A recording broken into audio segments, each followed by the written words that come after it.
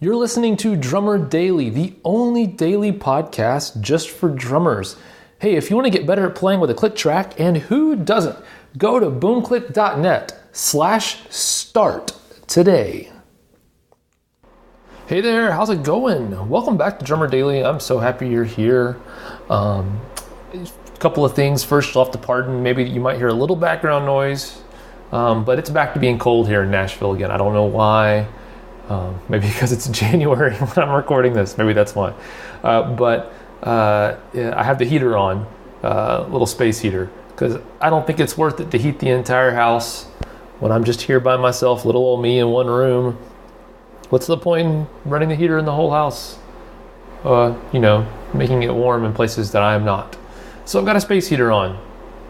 That's me being a crotchety old man, maybe. I don't know. And I just listened to one of my favorite albums, Arcade Fire, Reflector.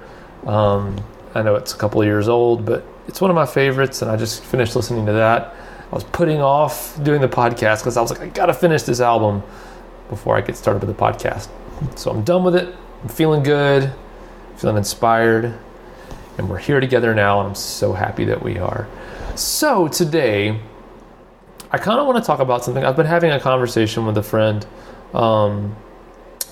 doing some coaching, drum coaching, and we've covered a lot of topics in our conversations. But one thing that I kind of hit me that I thought it'd be fun to talk about is the idea of playing simple rhythms, playing simple grooves that aren't complicated as far as how technically hard they are to play. But then really diving deep into a simple rhythm and finding all of those hidden details inside those simple rhythms and finding new ways to keep ourselves interested in simple rhythms, but then also finding ways to... I feel like hidden details, the small pieces of simple rhythms, are what really make a guy who has a really good sense of groove. It's what gives that sense of groove. Of course, the note placement is part of that, but it's all these little, I almost want to call them like micro dynamics. It's the little pieces that are that unless you really focus on them as a listener, you're not even going to notice them. But it's the things that I know for a fact, all of these drummers that I know many of you, many and myself included, love to listen to, that play simple rhythms but I feel really good. I'm talking about guys like Steve Jordan that a lot of guys really get excited about. He'll play a simple rhythm, or even like Questlove, on the Tonight Show now, or the guy who's in the Roots, playing these simple rhythms. You're like, man, why do these guys, when they play, they're playing the same thing I play, but they sound so cool and I don't. And I feel the same way. But I think a big part of it is what I'm calling microdynamics. It's these little things inside of, and not just dynamics, but micro details, I guess. It's these little pieces inside of the rhythm, a simple rhythm, that really give them life. And so I wanted to kind of give you a couple of ideas today of maybe some ways that you can try to incorporate some of these details into your playing, and maybe start to see where there's room for really some interest in simple rhythms.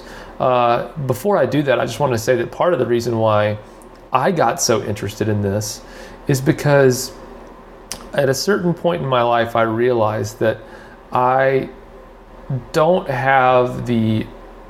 think the innate talent for playing crazy complicated technical stuff.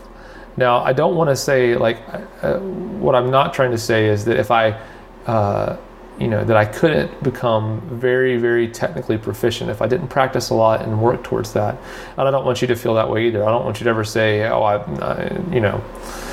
can't play like that because I don't have the gift or whatever. What I mean is this: is that I don't think I have the natural inclination to hear and create rhythms in a certain genre of music that I enjoy and I desperately want to. But I think that I've learned where my wheelhouse is and where I naturally can play in an inspired and inspiring way. And so I kind of realized that I practice a lot of really complicated stuff, but when it actually comes down to my playing, I think that I'm best serving the song when I play more simple rhythms. And I think that that's now what people look to me for when I get hired, for gigs or for studio session work, stuff like that. So really for me, I became interested in this when I kind of realized that. I said, you know what, I'm not going to be going crazy on the drums probably. And so I want to make these simple rhythms as tight and as just the groove as heavy and as deep as I can. So I'm going to work on that stuff. So I've spent years and years and years playing what other people probably think is the most boring rhythms, boring patterns in the world. But I've found ways to find those interesting. And honestly, like that's what's getting me hired, and if you want to get hired as a drummer, that's the stuff that matters. It doesn't matter about the chops and stuff. There's not that many metal gigs out there as far as crazy double bass drum, a million toms, 30 China cymbals.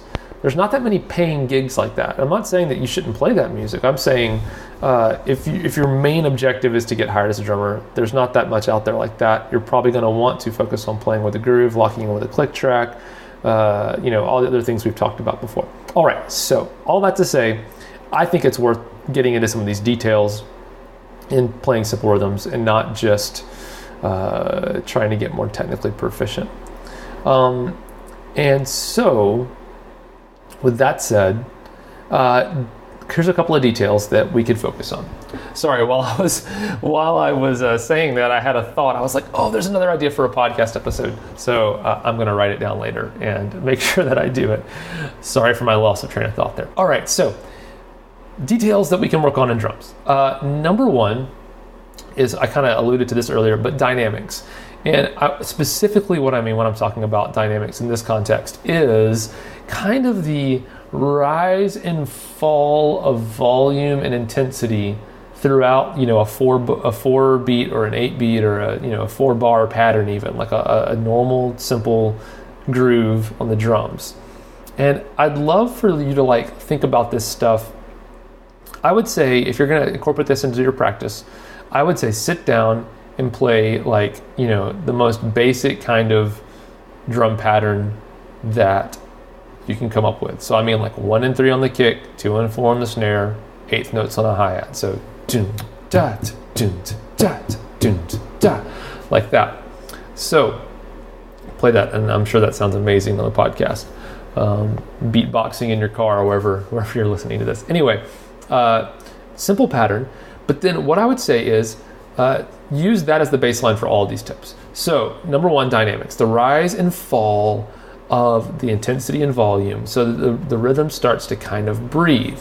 So what do I mean? I mean, maybe start the rhythm, the pattern, really quiet, and then over the course of 2 bars, so 8 beats, slowly ramp up the intensity to get louder and louder, then drop back down to nothing after 2 bars. Or maybe make it think of it like a wave that goes up and down every 2 or 3 beats. You can get some really cool stuff with the rise and fall of dynamics like that if you have a beat that's based on 4, like what I just described, but then you do the rise and fall of the dynamics every 3 beats. So that can be kind of a mental exercise, but so what happens is you start having these, you have a standard pattern going, but underneath that, the pattern of the dynamics is actually offset from the rhythm a little bit, and so you get these really crazy, looping phrases that come back around, I think it would end up being every 6 bars. I don't know, something like that. The math is weird on that. Anyway, go as deep into that as you want to. I think it's a lot easier for me to play stuff like that maybe than describe it. So that's kind of one that you can go kind of crazy with. Second one is double certain hits. So what I mean by double is if you're playing that simple pattern again, so going, just 1 and 3 on the kick, 2 and 4 on the snare, 8th notes on the hi-hat, maybe double, let's say beat 4, play your hi-hat hand, keep playing those eighth notes, but play the snare drum. Beat 3. Play your snare as little ghost notes on beat 3 with the hi-hat. So you'll go and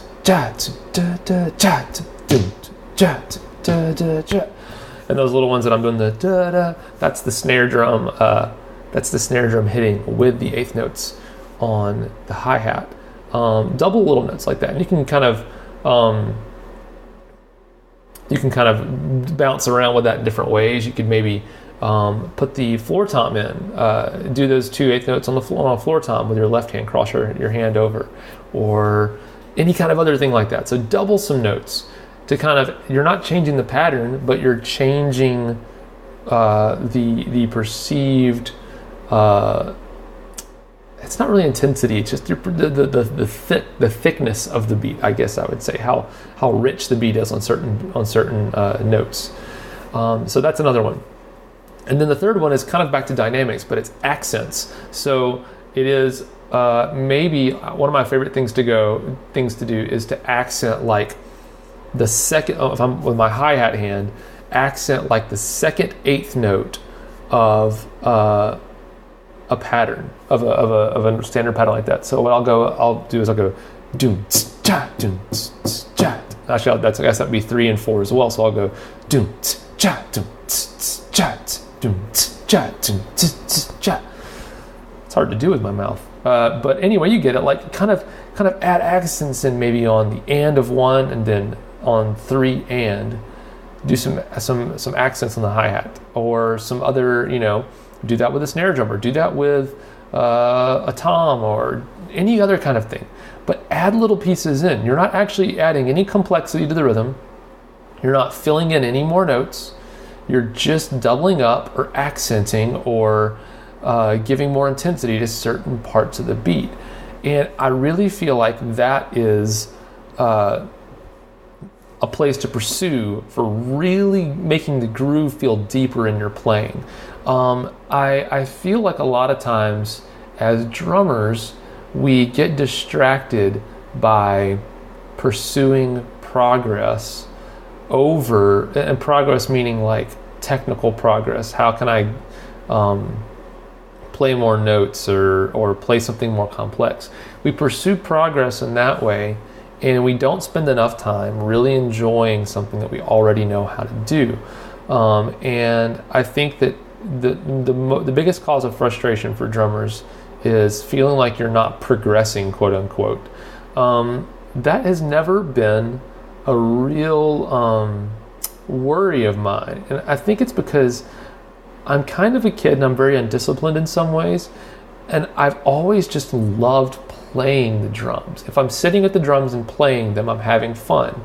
Now, of course, wanting to play certain songs has caused me to try to get technically better so I could play those songs. But I don't get so distracted by progress from a technical perspective that I get frustrated if something's not happening for me technically. And I enjoy finding more depth out of what I already know.